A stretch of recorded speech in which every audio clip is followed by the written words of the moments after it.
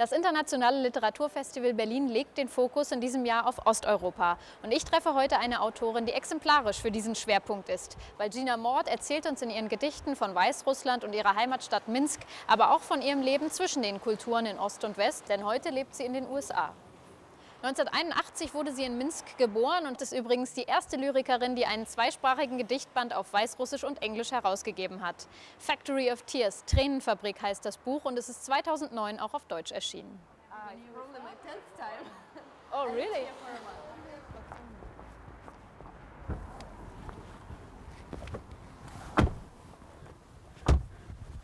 So you have been to Berlin before. What's your connection to this city? It's a city with such incredible energy. Every time I come here, it feels that the whole world has moved in with me and nothing is happening anywhere else. And I think in comparison with other cities like Venice, for instance, Venice for me is a museum. I don't feel such an energy there, but here, because of Berlin's recent history to which I have a direct connection, I really feel the city breathing and developing.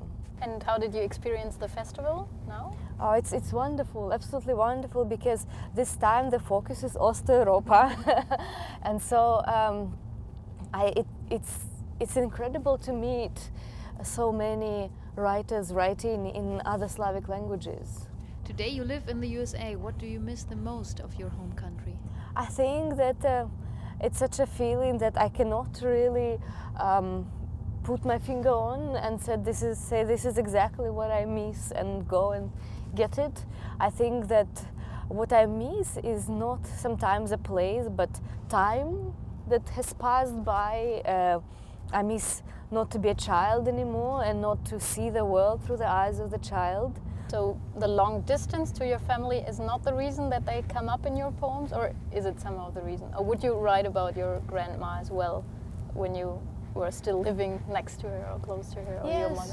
Yes, of course, because lots of poems in the Tränenfabrik were in fact written next to my grandma when I was still living in Minsk, yes. We haven't talked about the Belarusian language yet. You learned it quite late? Well, like everybody, it's not. I'm not an exception. Most people in my generation learned Belarusian in school, starting with 5th grade.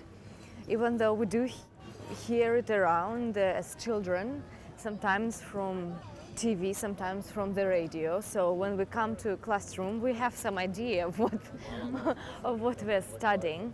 But yes, I grew up in a Russian-speaking family and learned Belarusian. I'm still learning it, and I started writing in it probably at the end of high school.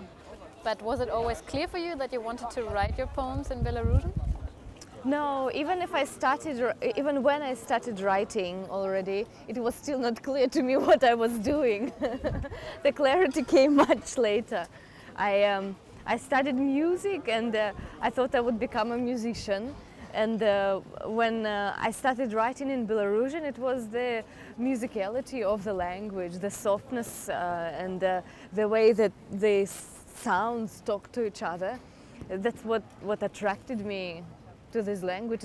It felt like a familiar material because it felt like music. Навіть наші матері не знають, як ми з'явилися у світ, як ми самі розсунувши їхні ноги вилізли вонки. Так вилазять після бомбардировки з руїнів. We couldn't tell which of us was a girl or a boy, and we gorged on dirt, thinking it was bread. And our future, a gymnast on a thin thread of the horizon, що там я натільки не виробляла, бля. Ми виросли у країні, де спочатку крейдой кресять з двері, і вночі приїжджають 2-3 машини і звозять нас. Але у тих машинах були не мужчини з автоматами, не жінки з косою. Але так до нас приїжджало кохання і забирало з собою. Completely free only in public toilets, where for a little change nobody cared what we were doing.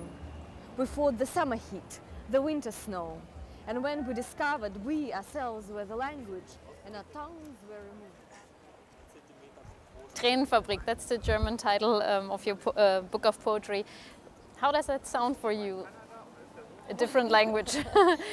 Your text in a different language. It sounds great because it's one word instead of two words. So, and I think it's better this way. The German language is, you know, has that advantage of building words this way. So I really like it. Yeah, Tränenfabrik.